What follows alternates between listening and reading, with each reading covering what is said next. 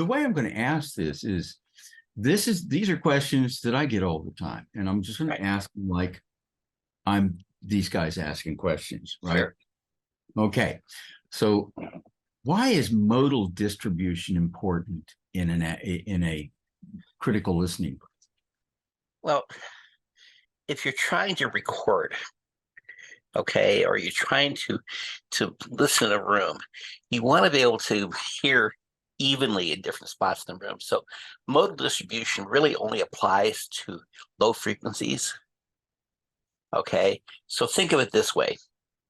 If you have one mode in a room, okay, this means that as you go from the wall through the middle of the room to the other wall, you're going to go from a low pressure or a high pressure area to a low pressure area to a high pressure area. Okay. I want you to think about your ears. Your ears basically individually are pressure zone microphones. They don't listen to velocity or in any way at all. Okay. So individually, if you move your head from a high pressure to a low pressure to a high pressure, what you're going to hear is a high level, low frequency sound going to a silence, going to a high. Okay. So the idea here is to have as many modes as possible in the room, so that when you move your head, your ear hears both pressures at different levels. Okay. Your mind will then take that and integrate it into an even sound.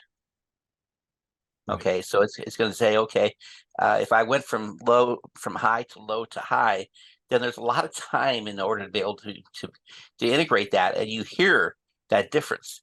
If you have five zones, which is what most people, at least in laboratories, tell you have to have for any frequency, then by the time you move through those five zones, your ear will be in one or the other. So you have two different ears. One will be in a high pressure, one will be in a low pressure. One will be in a high pressure, one will be in a low as you move your head through. Okay, so what's going to happen is your brain is going to integrate those two levels very quickly as you go through those pressure zones and give you a basic and average. It's kind of like the equivalent to an average RMS level of a sine wave. Right. Yeah. Okay, so that's what's going to happen. Your brain's going to integrate that. So if you want to hear evenly low frequencies, you have to have a pretty dense modal capacity. And that usually works out to five modes, overlapping modes. Okay, so that's the other thing. They're going to overlap. So what's going to happen is you're going to have a high, low, high, low, high, low. And as you hit the other side, it's going to reflect back at basically half that sine wave or that wave, and it's going to overlap. So wherever the low is, you're going to get a high, and wherever the high is, you're going to get a low. So it's going to fill it in, kind of like filling in bumps on a highway. Right, right. I've often described modal activity in a room as once a room is properly treated, you still have what is called room gain, and that's from all the modes. That's right. The support you get. Right. Um, and that's why many people hear dips and nulls in certain rooms, because it's lost its room gain between this frequency and that frequency. It doesn't have enough overlap. Correct. Okay, and what's happening is that means you're below the frequency at which your room can operate.